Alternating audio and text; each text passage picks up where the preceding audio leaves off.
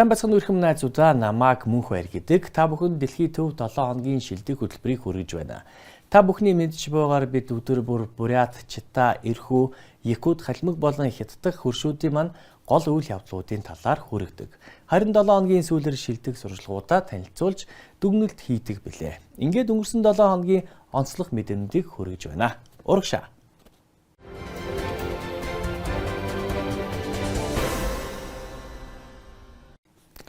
Бурят их сургуулиуд улсын хэмжээнд тэргүүллээ. Бүгд найрамдах улсын 3 тэргүүлэх их сургууль тус бүр 160 сая рубль хүртэл хэмжээтэй нэр хүндтэй грант авсан байна.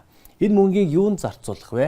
Бурятад хиймэл арснаас эхлээд ангаахын сансрын технологийн хүртэл ямар өвөрмөц төслүүд хэрэгжих вэ? Удаах сурвалжлагаар хүргэе.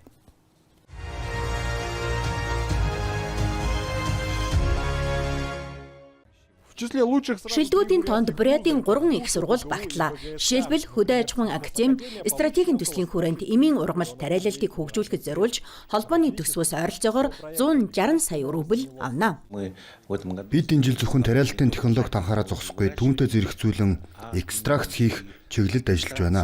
Өөрөөр хэлбэл эмийн түүхийн эдээс биологийн идэвхтэй бодисыг ялгаа авах юм. Восточно-Сибирский государственный университет. Зүүн Сибирийн улсын технологи удирдлагын их сургууль болон БГУ хэд хэдэн чухал чиглэлийг багтаасан нэг том төсөл танилцуулжээ. Үүнд хиймэл арьс бүтээх, биоэмчилгээ, мөн кибер эмчилгээний чиглэлүүд багтсан байна. И биомедицина, а также кибермедицина. Бидний зорилго бол хүний эрүүл мэндийн байдлыг эмчит хандхаас өмнө тодорхойлох явдал. Энэ санаа нь төвдийн ангаах ухаанд тулгуурсан бөгөөд зүрхний цохилт, судсын цохилтны чанар, цусны урсгалын үзүүлэлтийг програм хангамж болон хиймэл оюуны ухааны тусламжтайгаар тодорхойлно. Основные требования. Их сургуулиудын дунд зарласан грантын гол шаардлага нь улсын технологийн тэргүүллийг хангахад чиглэсэн хөтөлбөртэй байх явдал юм. Энэ зорилгод хүрэхийн тулд приоритет 2030 хөтөлбөрт оролцогч их сургуулиуд эрэлттэй бүтээгдэхүүн технологи бий болгох судалгааны төслүүдэд хөгжлийн бодлогоо чиглүүлэх ёстой. Середина земли, Бурятия. Олон нийтийн сүлжээг хэрхэн Бурят хэл рүү шилжүүлэх вэ? Хэлээ хамгаалж хөгжүүлж үлдэхийн тулд ямар шин уулзуур, ямар санаанууд гарч байгаа вэ? Ярддаг ном, шин медиа зэрэг ямар сонирхолтой санал гарсныг суралцгаая.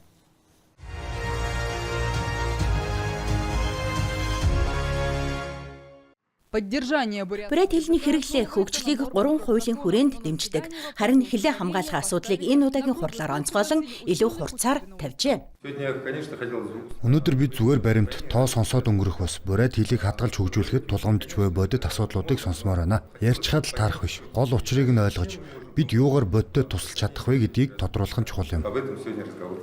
Уран зохиолын хэлний хөгжилд санхүүжилт олгох боломжийг хэлэлцэв. Жишээлбэл Бурят хэлээр ном хэвлэх хараагүй хүмүүс зориулсан ярддаг ном бүтээх зэрэг санаачлаг гарсан. Үүнээс гадна өөр шийдлүүдийг ч санал болгов. Олон нийтийн сүлжээнд бидний харилцаа, бичвэрүүд бүгд орсоор байдаг. Тэгвэл хэрхэн Бурят хэл рүү шилжүүлэх вэ? Хэлцүүлэгт Эрдэмтэн багш цэцэрлэгийн ажилтнуудыг урьж оролцуулжээ. Тэд олон тулгамдсан асуудлыг хөндсөн.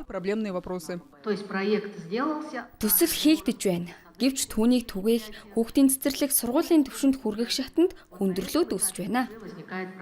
Энэ жил Бурят хэлийг хөгжүүлэхэд 96.5 сая рубль зарцуулжээ. Ирэх жил энэ дүн 100 саяас давж нэмэгдэхээр төлөвлөгдөжээ. Депутатуудын хэлснээр одоогийн арга хэмжээнүүд аль хэдийн үр дүнгээ өгч эхэлсэн байна. Хэлийг заавал хамгаалж, хөгжүүлж, дараагийн үед өвлүүлэх хэрэгтэй. Өсч буй хүүхдүүд үүнийг мэдэрч байна.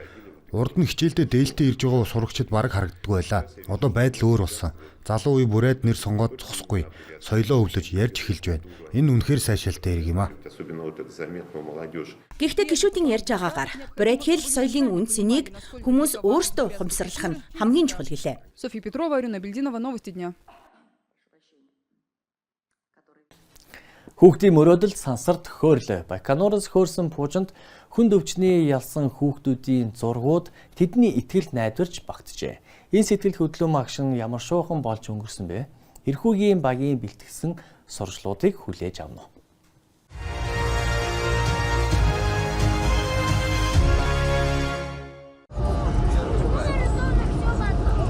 Вот она сверкающая. Гялалцсан шинэхэн MC28 хүлэг гарч ирлээ. Өргөхийн өмнө 200 гаруй хүн уг пуужингийн угсралтад оролцжээ. Түүнийг Самарын үйлдвэрлэсэн байна. Хүүхдүүд мөрөөдлөөр шингээж зурснаар нь бүтээсэн пуужинг төмөр замаар зөөж байгааг догтлон харж байлаа. Детские мечты. Уникальная возможность отправить... Мөрөөдлийн пуужин төслийн ачаар дэлхийн 14 орны 50 хотын хүүхдүүд өөрсдийн зурсан зураг сансар руу илгээх боломжтой болсон. Unity сан болон Роскосмос хамтран олон жил бэлтгэсэн энэхүү ажилд хүүхдүүд эцэг их хавдар судлалын эмнэлгийн эмч нар хамгийн их хүсэл нандин зүйлийг зурж илэрхийлжээ. Урт удаан эмчилгээний үеэр сангалзах эх орн нь хайртай нохоо юм уу өөрөө эмч болохыг хүсдэг хүүхдүүдийн ихэвчлэн зурдаг зүрх байдаг байна. Тулгын хотоос оролцсон Варя Панкратова зүрх зурж. Тэр хавдрыг даван туулсан бөгөөд ирээдүйд зүрх судасны эмч болохыг мөрөөддөг. И делилась впечатлениями. Хөөрхтөн мөрөөдлөө таах уу? Тэглгүй яах вэ? Бодчихсон уу? Нэг санаа бий. Гэхдээ сайн бодож үзнэ. Хугацаа байна. В ожидании запуска ракеты на Пуужин бэлэн болохыг хүлээн хүүхдүүд Байконурт Оросын сансрын түүхтэй холбоотой газруудаар аялжээ. Энерги буран хөтөлбөрийн хүрээнд бүтээсэн олон дахин ашиглах дэлхийн тойргийн хөлгийг энд харж болно. Хэмжээ нь энд сүрдмэрч сансарт ганцхан ниссэн. Дараа нь төсөл өндөр өртгийн улмаас зогсжээ. производства. Газартахаар бууж байхад нь хит халалтаас хамгаалдаг байсан юм. Байконурын хамгийн ариун нандин хэсэгт хүүхдүүдэд сансрын хөлгийн тухай бүхнийг ярьж өгч байна. Ачаа зөөвөрлөдөг, хөнгөн, хит хөнгөн зэрэг төрөл бүрийн хөлгүүд бүгд өөр өөрийн онцлогтой дахин давтагдчихгүй юм. Сансрыг эзэмших ажил хүнд хэцүү дайны дараах жилүүдэд эхэлжээ. Байконурыг байгуулах шийдвэрийг Зөвлөлт бүгд найрамдах холбоот улс 1955 оны 2 дугаар сарын 12-нд гаргасан. Харин 1957 оны 10 дугаар сарын 4-нд Москвагийн цагаар 22 цаг 28 минут 34 секундэд дэлхийн анхны хиймэл дагуулыг тойрог замд гаргасан билээ. Сансрын тухай энэхүү түүхийг хүүхэд томчууд бүгд л зүрхээ түгшэн сонсож байлаа. Протон зөөгч пуужин одоогоор хүнд ангиллын цорын ганц цуврал үйлдвэрлэгддэг пуужин юм а. Хорт хавдрын улмаас хараагаа алдсан Даниэл Хачтуур дахин эмчилгээнд орж байгаа. Даниэл оюутан бөгөөд дуу хөгжим үгийг бичдэг. Тэр сансрын тухай тун сонирхолтойгоор сонсож байна. Мэдээж хэрэг миний мөрөөдөл бол сансар руу дуугаа явуулах. Мөрөөдөл биелж хүмүүс сансарт миний дууг сонсох байхаа. Энэ бүхнийг мэдэрч чадах боломжтой хүмүүсийн нэг болох нь сайн хэрэг. Хүлд орох жижигхээлэл, агаарын давлгаа, үнэр танар. Даниэл шиг харж чадахгүй ч гэлээ зүрхчин савлж бусдад адилхан мэдрэмж авна. В этой уникальной... Энэхүү онцгой аяллаа турш манай олон хүнтэй бүлгийг Оросын сансрын нисгэгч Олег Срипочка дагалдан явсан. Байконурын стратегийн объектуудыг үзэж явах замдаа тэрээр хүүхдүүдтэй сансрын тухай мэтгэлцэн ярилцаж байлаа. Учир нь хүүхдүүдэд сансарт хэрхэн унддаг, сансрын нисгэгч өдөржингөө юу хийдэг, бэлтгэл хэрхэн болдог гэд юм бүхэн сонирхолтой. И как проходит подготовка. Өдөр бүр минутаар хөтөлбөрийн дагуу заагдсан байгаа. Би томилолтоор ажилдаа яваа бүгдийг хийж амжих ёстой. Бямб гариг өдрийн талан амралт үлдсэн нь станцад төвлөнэ. А тем временем, кстати... Энэ хооронд сансарт гарч нисгэд бэлэн болсон нисгэгчдийн баг хорон мөч тутамд гарааны талбараа төхөж байлаа. Энэ бол эрхүүгийн угуул Сергей Никаев, НАСА-гийн сансрын нисгэгч Кристофер Уильямс болон багийн командлагч Сергей Кудсверчков. Тэр олон жилийн турш Unity сангийн элч байсан. Сергей бяцхан өвчтнүүдтэй хавдрын тасгуудад уулзаж тэдэнтэй хамт мөрөөдлөө зурж одоо тэр мөрөөдлийн сансарт хүргэх гэж байна. Доставит в космос.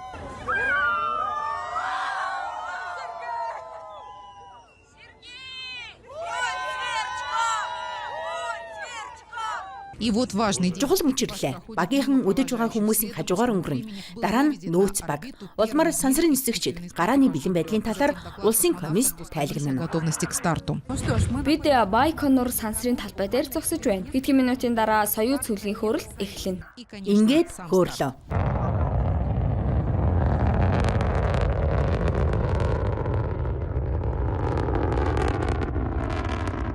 Харсан бүхнээсээ таашаал авч сэтгэл хөөрөл үнэхээр дээд зэгтээ хүрсэн.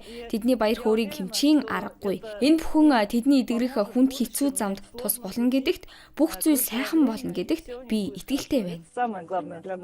Обитаемых отелей. Хөлгийн амьдрах модулуудад 125 орчим килограмм ачаа байрлуулсан бөгөөд тэдгээрийг олон улсын сансрын станц руу хүргэнэ. Үүнд шинжлэх ухааны хөтөлбөрийг хэрэгжүүлэхэд шаардлагатай тоног төхөөрөмж, тэдний дотор гигачат хэмэл оюуны сүлжээгээр ажилладаг програм тоног төхөөрөмжийн цогцлбор багтаж байна. Хиймэл оюун ухаан сансрын нисгчдийн туслах болж өдрийн тэмдэглэл хөтлөх, тайлан бичгэд дэмжлэг үзүүлнэ. Энэ бол олон улсын станцад ажиллах нисгчдийн 74 дахь урт хугацааны аялал юм. Аялал 8 сарын турш үргэлжилнэ. Нисгчид 2 удаа нээлттэй сансарт гарах болно. Харин бид дэлхий дээрээс тэдний ажлыг мөн эд шидэд итгэдэг хүүхдүүдийн мөрөөдөл хэрхэн биелж байгааг ажиглан харж байна. Специально для программы новости с космодрома Байконур. Өвлийн өгний галт тэрэг читаад ирлээ. 100 хүүхэд эцэг эхчүүд өвлийн өвөөг давтсан дээрээс баяртайгаар угтав. Өвлийн шидэт ордонд ямар зочин, ямар гинтийн бэлэг бэлдсэн бэ? Читаачууд юу хүсч шивнэв? Дараагийн сурчлагаас үзээрэй.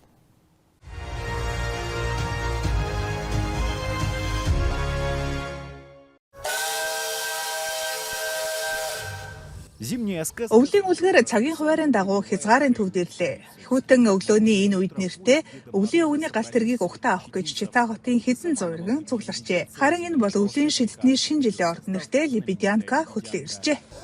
Сайн байцгаана уу хүндэт хүүхдүүд ээ. Уже 5-й год подряд Чита встречает. 5 дахь жилдээ Чита хотод өвлийн өвгний галт тэрэг энэ тавцан дээр зочилж байна. Шинэ жилийн уламжлалын дагуу бүх насныхан зориулсан баярын хөтөлбөр бэлджээ. Хүүхдүүд болон эцэг эхчүүдийг цасан хүн, туулай, цасан охин болон бусад үлгэрийн бааtruуд хөгжөөж байна. Харин одоо бүгдийн хүсэн хүлээсэн мөч өвлийн шидтэн өөрөө ирлээ. Появление главного зимнего волшебника.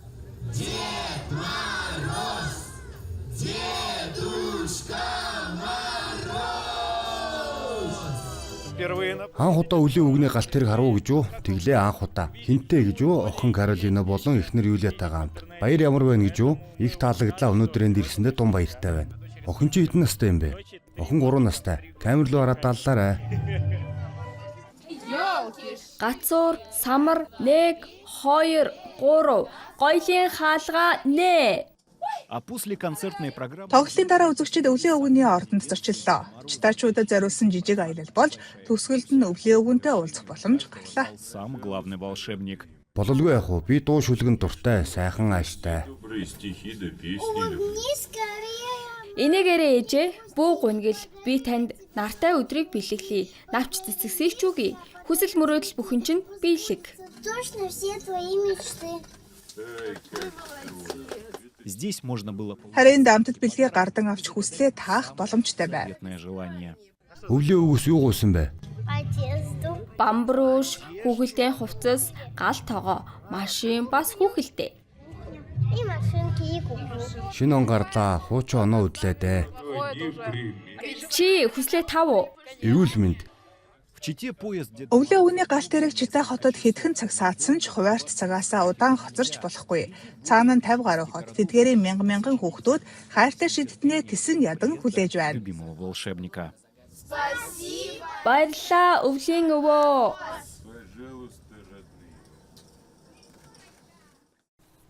Уран гар хурц хутаг. Якутс Драгина буюу загсны зормол хөлдөө загсыг нимгэн хэрчих урлагийн наадам өндөрлөлөө. Хин төрөлөв мөн Якут хутгийн сонирхолтой тэмцээн хэрхэн өнгөрснийг хамтдаа үздэцгээе.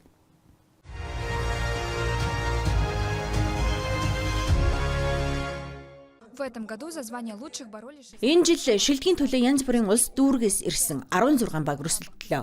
Тэмцээн 3 шаттай явагдсан. Багийн танилцуулга, шигшээ шатанд орох шалгаруулалт болон суперфинал. Тэнд зөвхөн хамгийн хүчтэй 6 хос үлдсэн. Энд бүх зүйл чухал байв. Хурд, мөсөн овооны өндөр, мөн загсаа нэмгэн захлах ур чадвар. Жил бүр оролцогчдын маань ур чадвар гайхшруулдаг. Багууд хэрхэн идэвхтэй өрсөлдөж байгааг бид харж байна. Мөн яг энэ загсаар эстрагонын хийх уламжлал манай бүс нутаг түнчлэн Орос улбаны улсад бүхэлдээ түгээн дэлгэрч байгааг харж байна. Багууд 2 хүний бүрэлдэхүүнтэй оролцсон бөгөөд бүгд үндэсний хувцастай тайзан дээр гарчээ. Мөн энэ жил оролцогчдод өөрсдийн багаж хэрэгсэл болох худаг, огтлох давцгаа ашиглахыг зөвшөөрсөн байна. Тэдгээрийн зураг бичлэгийг шүүгчдэд урьдчилан илгээж шалгуулжээ. Энэ тэмцээн бол бүгд найрамдах саахан улсын өрмөц онцлог, соёлын үнэт зүйлс уламжлалыг сурталчилж байгаа төдийгүй үндэсний соёлыг түгээн таниулж байгаа хэрэг юм. Ингэснээр биднийг зөвхөн Оросын улбооны улсад бус олон улсын түвшинд ч мэддэг болж жуулчдын тоо нэмэгдэг. Ялагчдаар Намскийн улсаас оролцсон Любов Александр Михайлов нар тодоров. Тэдний хурд болон ажлын чанар шүүгчдээс өндөр үнэлгээ авчээ. Хосууд тэмцээнд анх удаа ямар ч тусгай бэлтгэлгүй орсон гэв шагналд нь 150 мянган өрөмблийн гран-при сертификат авчээ. Баасан гарагт нөхөр маань бид оролцсонд бүртгүүлчихсэн гэж хэлсэн. Би ажил дээрээ Анабарын дүүрэгт очихдоо л мэдсэн. Бидэнд хүндрэл байхгүй. Бид хойд нутгийн хүмүүс. Загсыг хайрлаж баяраар загс иддэг хүмүүс шүү дээ. Фестивалийн хүрээнд ардын спортын Якут хутга тэмцээн мөн болж өнгөрлөө. 8 дархан хутгаа танилцуулж тэдний ашиглалтын чанарыг шалгав. Үүнд цаасыг яг тэнцүү хуваан огтлох, мөс хаглах гэх мэт сорилууд оржээ. Энэ тэмцээнд амжилттай гүйцэтгэл үзүүлсэн Мигино Кангаласын улсаас ирсэн Николай Костромин төрүүлв. Дархны ажил хийж эхлээ бараг 3 жил болж байна. Тэмцээнд тогтмол оролцдог. Энэ хутгаа маш удаан хийсэн. Өнөө өглөөл дуусглаа. Наадмаар Якутын ард түмэн ур чадвар, нямбаа байдал, уламжлалаа дээдлэх үнэт зүйлсийг маш гүн хүндэтгдэг гэдгээ дахин нэг харууллаа. Энэ өдрийн уур амьсгал нь оролцогч, үзэгч бүхний сэтгэлд урт удаан хоногших болно. Халимгийн бяцхан тамирчид дэлхийд давцанд амжилт гаргалаа. Адян Нахаев, София Мажиконоор Панкратионы дэлхийн аваргын мөнгөн медаль хүртэв. Анхны олон улсын дивжээнд ямар сорилт авчирсан бэ? Тэд ялалтын төлөө хэрхэн тэмцэв? Дараагийн сурвалжгаар хүргэнэ.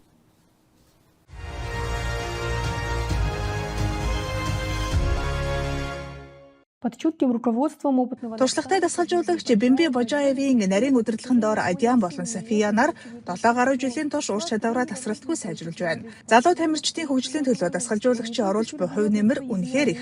Тэр зөвхөн мэдлэг туршлагаа дамжуулаад зогсохгүй, тэдний зан чанарыг төлөвшүүлж, сахилга бат өөртөө итгэх итгэлийг бий болгож өгдөг. Манай хамгийн түрүүний зорилго бол улсын шигшээ багийн эхний бүрэлдэхүүнд шалгарах явдал байсан. Үүний тулд их ажил хийгдсэн. Бүгд найрамд улсын тэмцээний шигшээ, дараа нь холбооны өмнөд тойргийн аврах шалгаруулах тэмцээн, түүнээс хойш Оросын холбооны улсын аврах шалгаруулах тэмцээн Новосибирск хотод болсон. Халимгаас 9 тамирчин шалгарсан нь анх удаа тохиолдсон явдал юм. Бид хангалттай өндөр үр дүн үзүүлсэн. Эцэст нь 2 тамирчин Оросын холбооны улсын шигшээ багт багтлаа. Дэлхийн аваргын өмнө тэд хүнд шалгаруултыг амжилттай давж чадсан ийм өндөр түвшний тэмцээнд оролцсон нь Адян болон София нарт жинхэнэ олон улсын анхны гараа боллоо. Тэмцээн дээр хамгийн хүчтэй өрсөлдөгчд Оросын тамирчид байсан гэж тэмцээнд оролцогчид өөрсдөө онцолсон нь өрсөлдөөний түвшин маш өндөр байсныг харуулж байна. Гэсэн ч манай тамирчид нэр төртөд тоглож хүмүүст бүгд найрамдах ус халимг болон улс орноо харуулж чадлаа. Энэ тэмцээнд хамгийн хүчтэй баг бол Оросын холбооны улсын баг байсан. Үнэхээр хэцүү цолонд тохирох баг. Манай тамирчид маш их хүсэл зориг, төвчээр, цахилга баттай. Би Татарстаны нэг Орос тамирчинтай барилцсан. Тэр өөрөө жуудооч, жижигжүүлсэн. Энэ бол тэмцээний маш чухал барилдаан байсан. Тэр үнэхээр хүчтэй өрсөлдөгч. Залуу авистуудын амжилт бүрийн ард тус тусын түүх бий. Адяны хэлснээр энэ эрч хүчтэй сонирхолтой спортод дурлах сэтэл нь ахих начаар бий болсон гинэ. Түүний араас давтах түн шиг амжилтад хүрэх хүсэл Адянд хүчтэй урам өгчээ. Харин Софийн хувьд түүнийг энэ спортоор хичээлхийг аав нь санал болгосон нь хувь заяаны шийдвэр болжээ. Тэр Панкратионд дурлаж зөвхөн бие балдрын бус сэтгэл зүй өөрийгөө илэрхийлэх шинэ ертөнцийг нээсэн байна. Би 4 өрсөлдөөнтэй дулаан хийсэн. Эхнийх Туркийн тамирчинтай, хоёр дахь нь Америкийн тамирчин, гурав дахь нь мөн Америкийн тамирчин. Финалд би Дагестанаас ирсэн өөрийн нутгийн тамирчинтай дулдаад харамсалтай нь ялагдлаа. Бэлтгэл хувийн сахилга бат маш чухал юм. Бэлтгэлдээ бүрэн зориулах хэрэгтэй. Адян Нахаев болон София Мажикова нарын түүх нь хичээл зүтгэл, сахилга бат хүсэл зориг хэрхэн спортын амжилтад хүргэдгийн тод жишээ юм. Панкратионы дэлхийн аваргын мөнгөн медаль нь зөвхөн тэдний хувийн ялт төдийгүй бүх халимгийн бахархал юм а. Ухаалаг робот тоос орогч Блогеруудыг эрэлтүүлгийн систем хиймэл оюунд суурилсан төхөөрөмжүүд энэ бүхнийг Москва хотноо болсон хятадын бараа бүтээгдэхүүний томоохон үзэгсэлэнд танилцууллаа. Ямар шин технологиуд бидний амьдралд нэвтрэх вэ? Хоёр улсын худалдааны хамтын ажиллагаанд ямар ахиц гарав? Үздцгээе.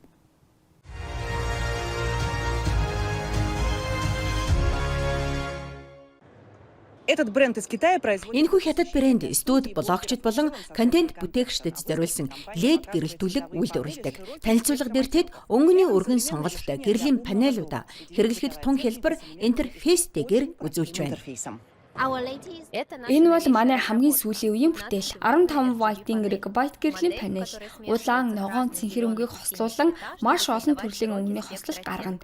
Үнэн нь өрсөлдөхүйц гэрэлтүүлгийн үр ашиг нь өндөр шүү.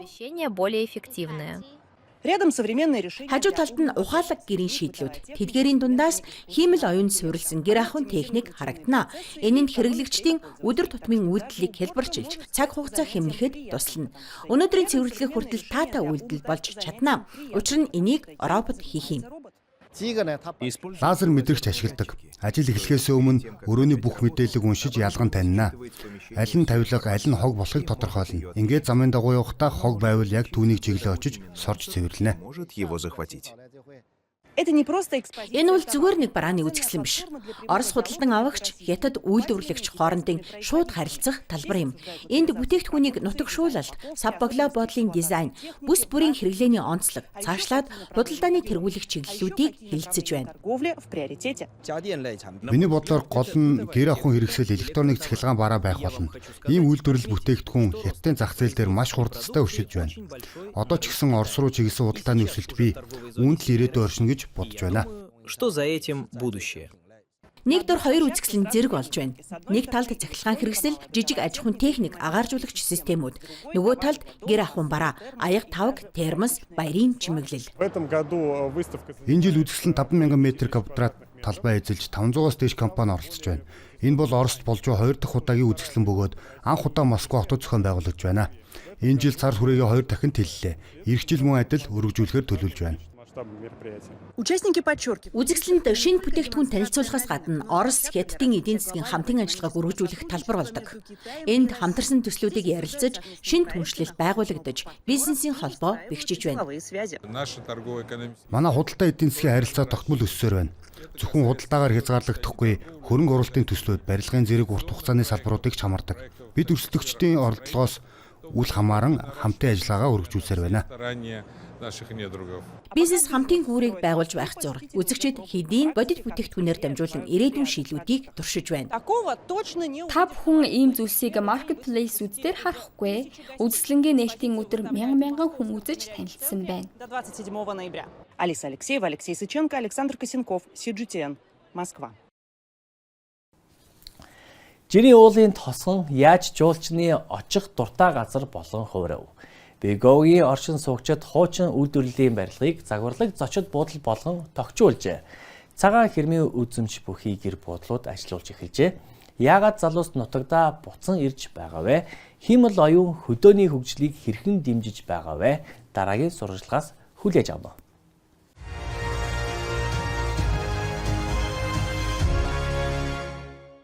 Нэгэн цагт энэ нутаг жижигхэн уулын тосгон байсан бөгөөд оршин суугчдын ихэнх нь туулаан бөөр тариалж амьдардаг байжээ. Харин одоо Бэйгов нь цагаан хэрмийн Мутян оюу хэсгийг гайхамшигтайгаар толдох боломжтой түүх соёлын төв болон өргөжжээ. Энэхүү зочид буудал бол орон нутгийнхан аялал жуулчлалын бизнесийг анх удаа туршиж эхэлсний жишээ юм. Энэ барилга өмнө нь үйлдвэрийн цех байсан. Харж байна уу? Уламжлалт 5 налуу дээвэр, мөн азийн бэлэгдэлтэй дээврийн жижиг дүрснүүд энд бий. Харин шалны гялтгансан хавтнаа санамсаргүй сонголт бишээ. Яг энэ үйлдвэртэл үйлдвэрлэдэг байсан. Бас нэгэн цагт энд нутгийн анхны оршин суугчид амьдарч байсан агуй байсан юм а. Хавтангийн үйлдвэр хэмээх энэ зочид буудал нээгдснээр тосгоны иргэд гэрээ шинжилж зочдод зориулсан өрөө байртай болж эхэлжээ. Харин одоо олон жуулчид энд олон хоногоор саатах болсон.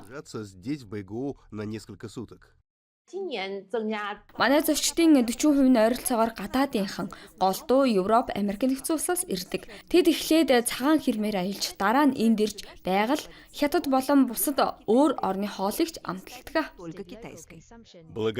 Аялал жуулчлал хөгжснөөр Бегоуд олон шинэ ажлын байр бий болжээ. Би хэдэн жилийн өмнө хятадын өмнөд хэсэгт ажиллаж байлаа. Дараа нь энд буцаж ирсэн. Баягогийн нэр хүнд өсөн нэмэгдэж байна. Хотын түрүүн хэмнэлээс залхсан хүмүүст эндхийн амгалан амьдрал яг тохирно. Бегоуд технологийн шинжилэлд ч анхаарал хандуулдаг. Удахгүй хиймэл оюун ухаан нэвтрүүлнэ гэлээ. Бэйгоуд хиймэл оюун цэвэрлсэн захим туслах ажил нь жуулчдад шаардлагатай мэдээллийг олон хэлээр өгнө. Мөн эрүүл мэндийн системтэй холбогдсон тул орчин суугчид шуурхай эмнэлгийн зөвлөгөө авах боломжтой болно. Научно-исследовательский институт. Цаобын ажилдаг хөдөө нутгийг сэргэн хөгжүүлэх шинжилгээний хүрээлэн мөн энд байрладаг. Ихэнх шин шийдлүүдийг газар дээр нь туршдаг. Тосгонд одоо 24 гэр бүл, 2 зочид буудал ажиллаж байна.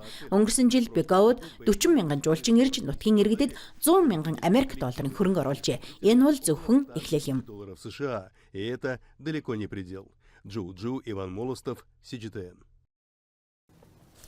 Ингээд энэ 7 хоногийн онцлог мэдээллүүд энхүү өндөрлөө. Монгол төдийгүй манай хөршүүдийн болж байгаа мэдээг Ice Global сувгаар хүлээн авч үзээрэй. Тантай хамт мөнх баяр байлаа. Дараа 7 хоног дахин уулзцгаая. Баярлалаа. Баяртай.